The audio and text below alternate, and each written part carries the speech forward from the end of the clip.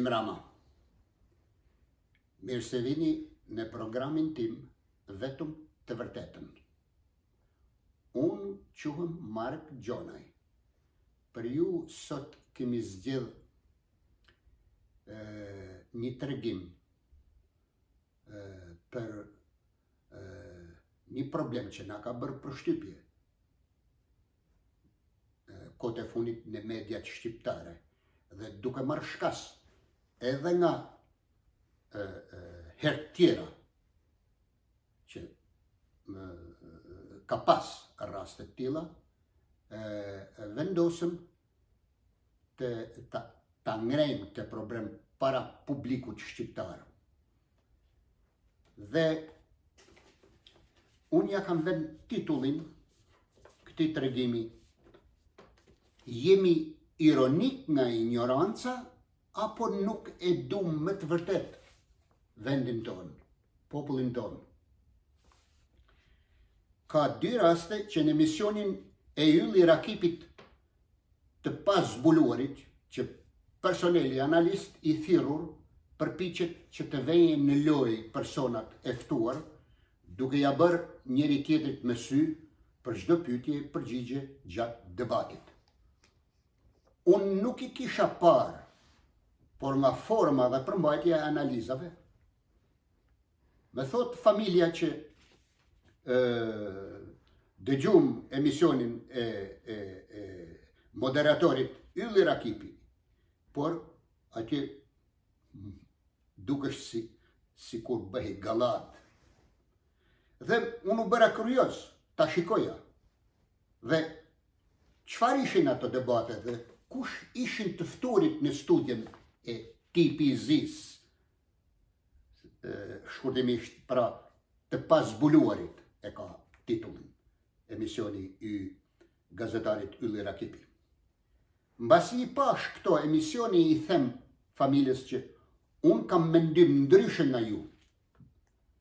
Në emisionin e parë të pazbuluarit ishin dy shqiptar të moshuar, njëri i ardhur nga Shtetet e Bashkuara të Amerikës, me mbiemër më duket e kishte Pelinqi, i prezantuar si emigrant dhe që moderatori i thoshte profesor. Dhe tjetri ishte deputet i pensionistëve në Shkodër, ka qenë, tashti nuk e di, është apo nuk është më, një burr i moshuar. Nuk ja kujtoj emrin, ndonë se i pari kishte shfaqje mos përqendrimi dhe ndoshta dhe delire, sikur kish ardhur në Shqipëri për të rrëzuar qeverinë e Edi Ramës. Dhe bisedat vazhduan gjatë, siç e ka zakon Ylli Rakipi e shumë të tjerë. Çfarë vura re unë, masi e pash emisionin? Në çdo pyetje që i bënin Pelinqit, moderatori dhe analisti me pseudonimin filozofi Arjan Curri, ata ja bënin me sy njëri tjetrit dhe venin buzën në gaz, dhe që syt ju shkëlqenin nga ironia e tyre. Madje Ylli Rakipi, si për të imituar ndonjë prepotent e arrogant, e ngrinte zërin lart në komunikim për të mbuluar qeshin e tij, ndoshta profesori Pelinqi, me ato që fliste se kishte ardhur për të rrëzuar qeverinë në Rama dhe që dukej disi i çuditshëm dhe e pamundur kjo. Por kishte mundësi se ai mund të ishte dhe i smur dhe ishte e pamundur që moderatori Ylli Rakipi të mos kishte informacion paraprak për të dy të ftuarit. Aq më keq, nëse ai i rekomanduar nga dikush, qoftë edhe këtej oqanit, që merre e bëj gallat me te, po ne nëse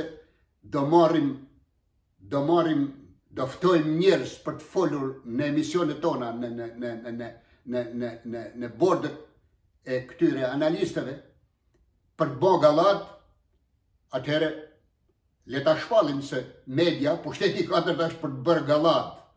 Se kështu si shkon shteti, kështu po shkon opozita, edhe këta për të bërë gallat. Por Ylli Rakipi nuk e din se në prendim me njerëzit e smur psiqik me depresion ose me zhvillim të avasht, nuk tallet njeri. Përkundrazi, ata i respektojnë në shoqëri, i afrojnë duke u krijuar një ambient të ngrohtë e komunikus në punë.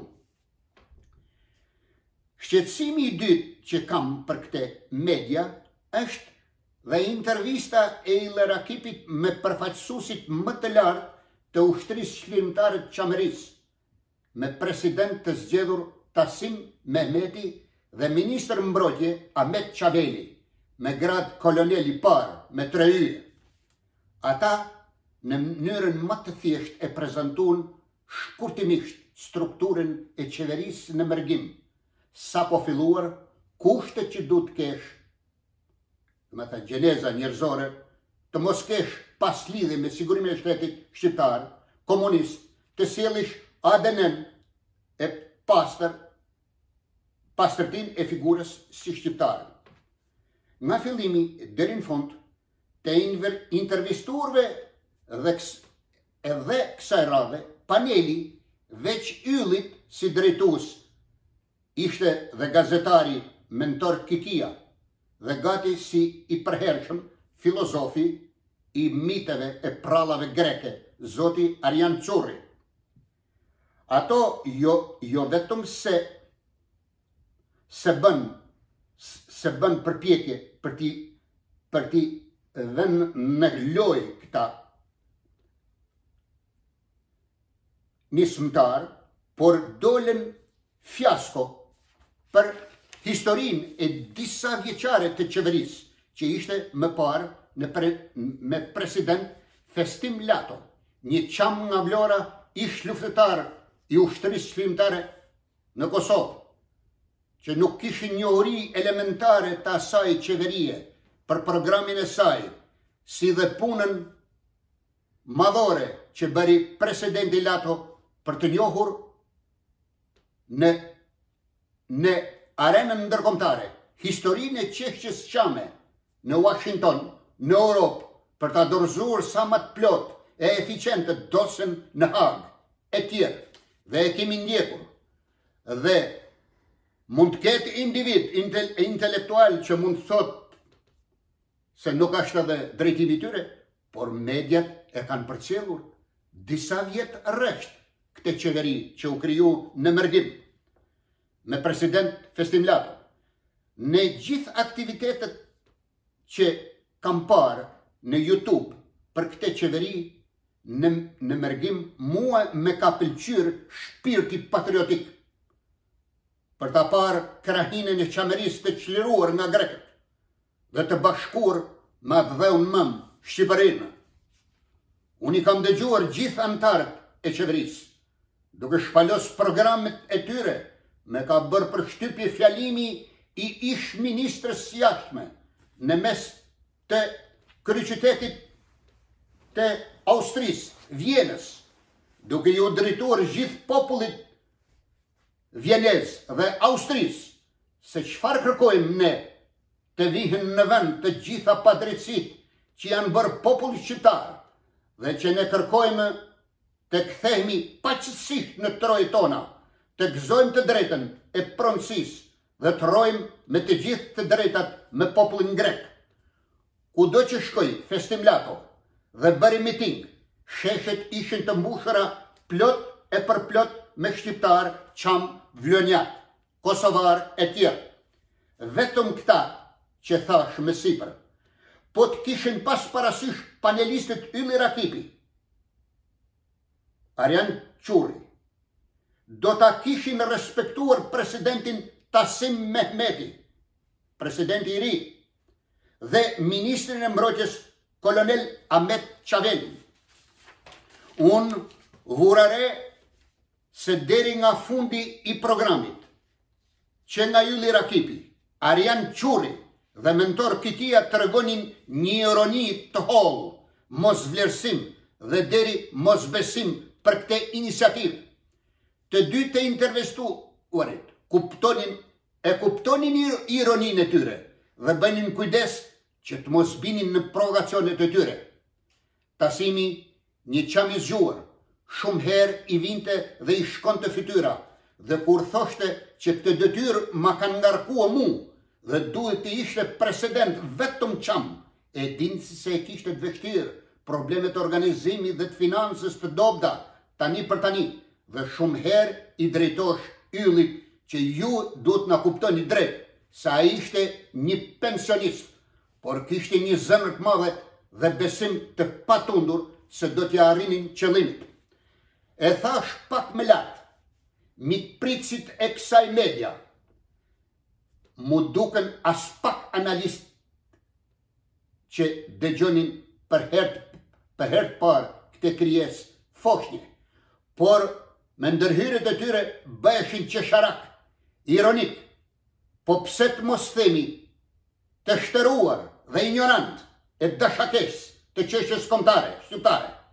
Kam pas respekt për gazetarin mentor Kikia dhe natyrisht nuk e heq këte. Por, kur u bëri një pyetje se në strukturën e qeverisë së Festim Latos, ju keni pas dhe historianën Elena Kocaci. Me këte, unë pash që mentor Kikia nuk ka as më të voglën ndjeni për këte historiane të talentuar, që ka më shumë se 50.000 ndjekës e vlerësus të punës moderne që ka bërë deri më sot, për gjetjen e rrugës së shpalosjes së origjinës së shqiptarëve të sotëm. Vetëm t'ju kujtojmë të dashur shqiptarë, kur merrni dhe ta lexoni, ta studioni librin e parë, Pelazgët, origjina e shqiptarëve, ajo ka mbi 900 referime nga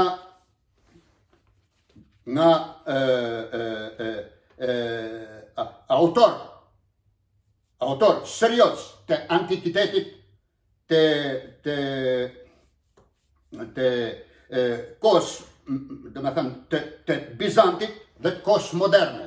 Pra imagjinoje se çfarë pune i është dashur kësaj historiane, të shfletoje, pra të bjerë para nesh, të heq pluhurin e historisë, me të cilën neve po e kuptojnë se që është bërë me historinë tonë, me gjuhën tonë, me të kalurën tonë, me origjinën tonë. Kjo me përforcoj mendimin se gazetari, kryeredaktor i gazetës sot, nuk ka lexuar asnjë vepër të kësaj historiane të talentuar, e cila me punë e zgjorësi i solli populli shqiptar gjithë referencën e historianëve, siç e tham më sipër, se kush është populli shqiptar, nga ka origjinën, kulturën dhe gjuhën e trashëguar deri në ditët e sotme. A mendon dhe a është i shqetësuar zoti Kikia, Rakipi, Curri dhe të tjerë, se kjo historiane dhe gjuhëtari Agron Dalipaj nuk qasën nga Akademia e Shkencave që çdo gjë mund të jetë, por e shkencave dhe e shqiptarëve nuk mund të jetë. Në fund, dy të fturit më të lartë të qeverisë se krijuar në mërgim filluan të afroheshin me panelistët dhe aty lindi dhe propozimi që Arjan Curri dhe mund të merrte pjesë mbasi të dorëzonte analizat njerëzore, DNA-n e tjera, siç i theksum më sipër. Edhe unë jam me mendimin që kur je para një krimi të ri, mund të kesh mos besim, mos informacion se si ka filluar puna që me qeverinë e parë, çfarë ndodhi gjatë viteve, por gjithnjë pa kaluar në eufori, ne duhet të përkrahim çdo të re përparimtare që i shërben avdheu kombit ton, dhe nëse nuk jeton me krimet që bën të mundur tragjedin qame, do t'jesh fasad. Në këtë takim u prek dhe situata politike e partisë qame me kryetar Shpetim Idrizi dhe të gjithë atë pakënaqësi që kishte presidenti Tasim Mehmeti e kishte dhe i ndjeri Festim Lato, i vrarë në kushte rrethana errta.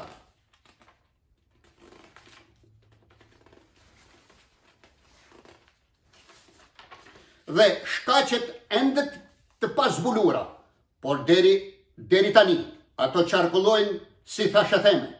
Por nga goja e presidentit Tasim Mehmeti mësuam se çdo rrethan mund të ketë qenë shkaku i vrasjes nga shërbimet greke, por më e mundshme të jetë vrarë nga dora e zezë që vjen nga gjiri i partisë Çame në Shqipëri.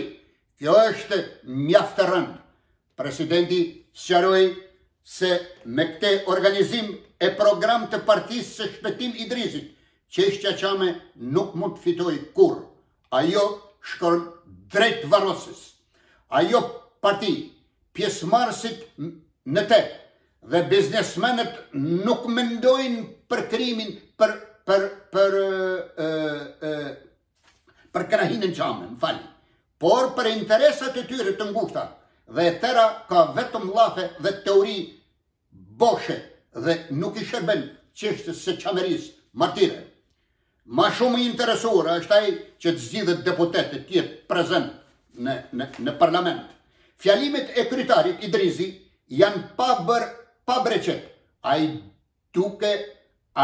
duket se çështja Çame përfundon me marrjen në të holla ca pasuri nga greket dhe ky si çdel është një njeri i korruptuar dhe as pak i predispozuar. Kemi dëgjuar nga mediat këtë, se ne nuk punojmë dhe as jemi antar të kësaj partie.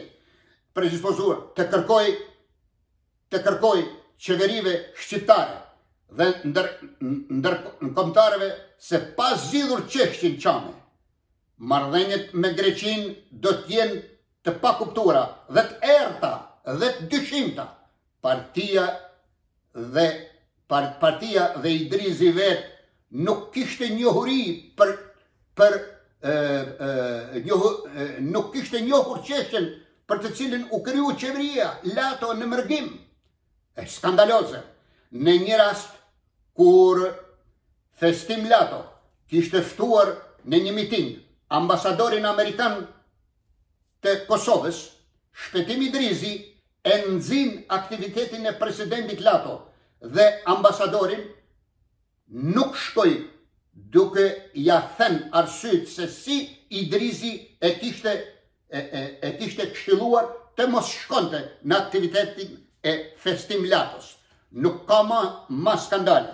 Duke mbyll këtë tregim që na tërhoqi vëmendjen, të dashur bashkëdhetar, unë para 26 vjetëve kur kam ardhur këtu në Shtetet e Bashkuara të Amerikës, një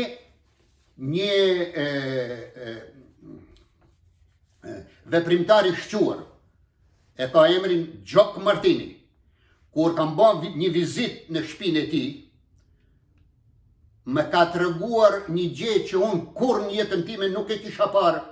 Ai kishte shpalosur gjysmën e shtëpisë, e kishte shpalosur edhe bërë një muzeum për çështjen e çamerisë. Edhe më shpjegoi një për një aspekte, harta, persona, fotografi, genocid të Çamve, dhe unë i them, kam kaluar një jetë të tanë, 25 vjetë punë në Shqipëri, dhe unë vetëm tani po e kuptoj. Ne e dim kështu me një histori gjysmake, por jo sa ju keni punu dhe e falenderoj shumë këtë veprimtar të komunitetit. Është malsor nga Velipoja, por i persekutuar. Dhe ai i kishte kushtuar një kohë të gjatë kësaj veprimtarie. Po kështu ne kemi parë edhe dëgjuar për këtë, por çat dëgjojmë nga partia që kjo do të jetë baza ideologjike, kjo do të jetë frymëzuese për çështjen Çame. Duke mbyll këtë, të dashur dëgjues, këtë tregim, unë ju ftoj që ta dëgjoni, të klikoni, të shkruani, të jepni mendime për këto, sepse pa rregulluar shtëpinë tonë, pa rregulluar median shqiptare, neve nuk mund të trajtojmë problemet e tjera të brendshme të gjendjes politike, ekonomike, ndërkombëtare të Shqipërisë. Prandaj ju ftoj që të klikoni dhe të na kritikoni, në qoftë se juve nuk ju pëlqen kjo. Ky mendim që kishim. Duke mbyll këtë, të dashur bashkëdhetar, ju uroj shëndet, gjithë të mirët dhe natën e mirë dhe mirupafshim në emisionet e tjera.